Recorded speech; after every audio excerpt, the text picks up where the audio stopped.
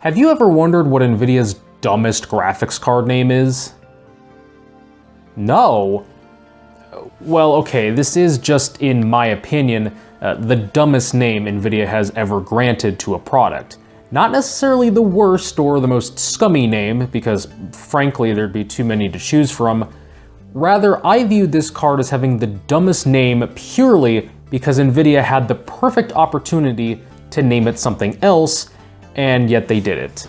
This is the Nvidia GeForce GTX 260 Core 216. Let's go back to mid-2008. Nvidia is launching their new 200 series of graphics cards. This was during the true second generation of DX10 cards, as both Nvidia and ATI both launched their first gen DX10 cards over a year earlier, and then they both refreshed them before moving on to newer and even better designs. For Nvidia, this was its Tesla 2.0 architecture. This generation is significant though for a major reason, and one that would impact Nvidia's history significantly. That being a new naming scheme, which Nvidia is still using almost unchanged today, with the exception of one of the letters changing, of course. Previously, Nvidia's naming scheme had been whatever they felt like that week. But before the 200 series, they had previously been using this naming structure. A 4-digit number with the first number representing the generation, the second number indicating the performance tier, and the last two numbers were usually just zeros to make a number bigger.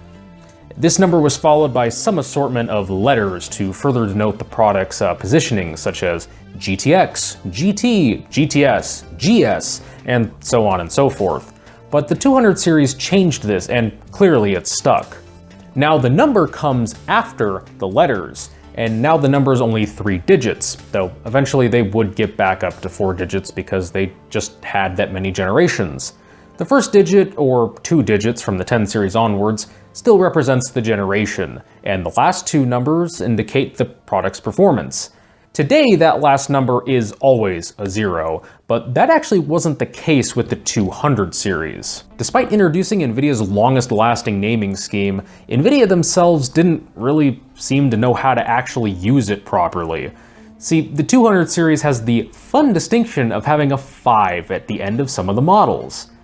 The 5 indicates that that model is a refresh product, so early 200 series cards were 65 nanometer, but later on they moved to a 55 nanometer process. So for example, the GTX 280 would be refreshed into the GTX 285, and it also received increased clock speeds. And that's actually the only 5 card to have actually been a refresh of a previous model. All the others were actually just new products and didn't have a corresponding name that they were replacing. For example, there was no GTX 290, just the 295.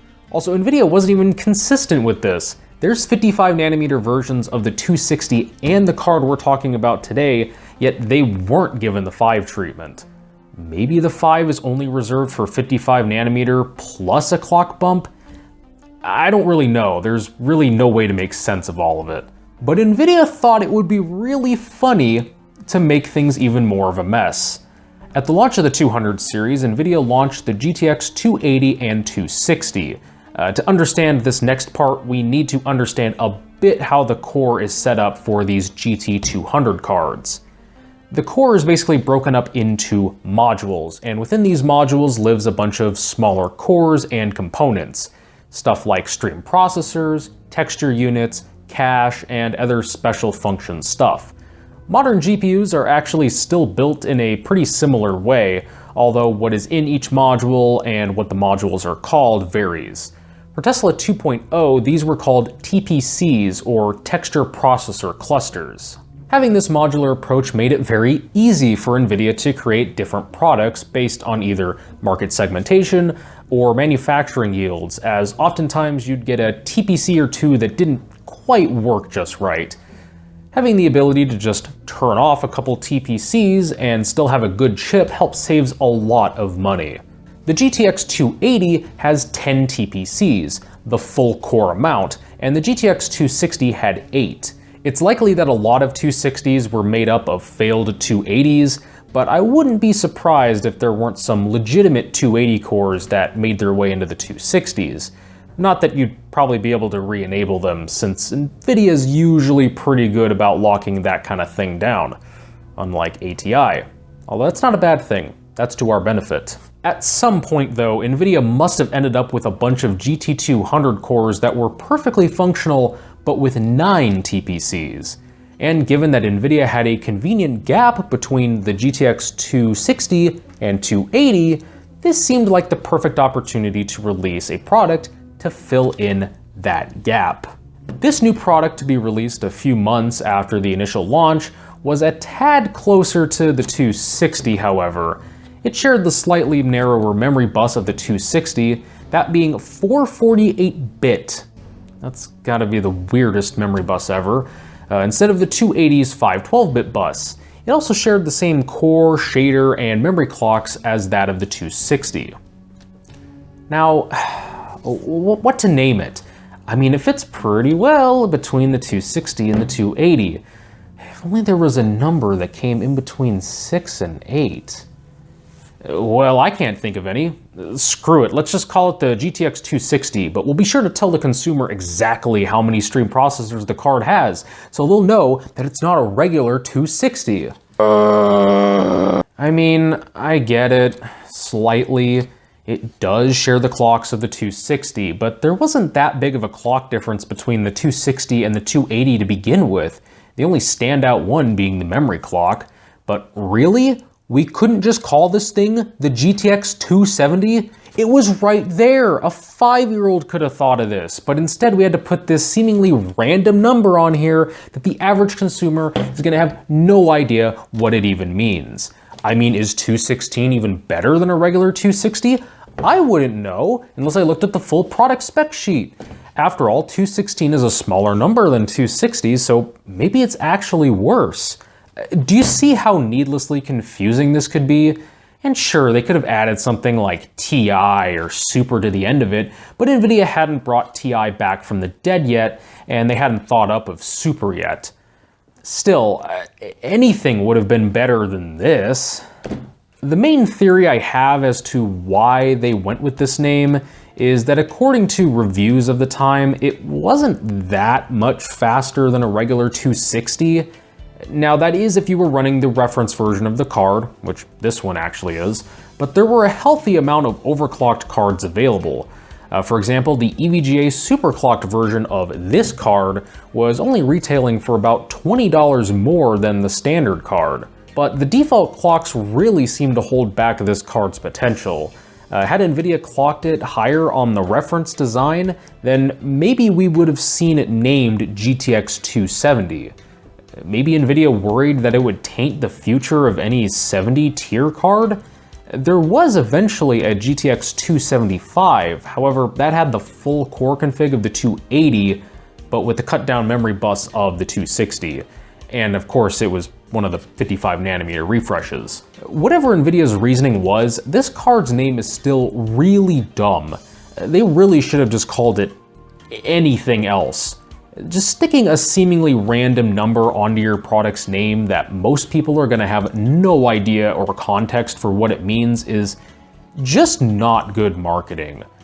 But hey, at least it was honest marketing, something Nvidia gave up a long time ago when they started having multiple versions of cards under the same name, and you were just on your own to figure out which version you should actually buy. While there are a lot of downright bad and deceptive names Nvidia has given to cards over the years, I think this one takes the cake for being the dumbest and just biggest missed opportunity that they've ever had. Also, just to show how little some of the board partners actually cared about this release of the product, the sticker that EVGA put on the card, it only applies to the front. The Core 216 is only on the front one. The one on the side, that's just the standard 261. The entire back plate, it's just GeForce 260. So if you had this installed in your system and you were seeing it from the outside like this, you'd actually have no idea that it was a Core 216. Also, I just really love the way this card looks. I mean, it's got flames on it, but it's not just like the generic standard flames. These are like cool flames. Like super flames or something.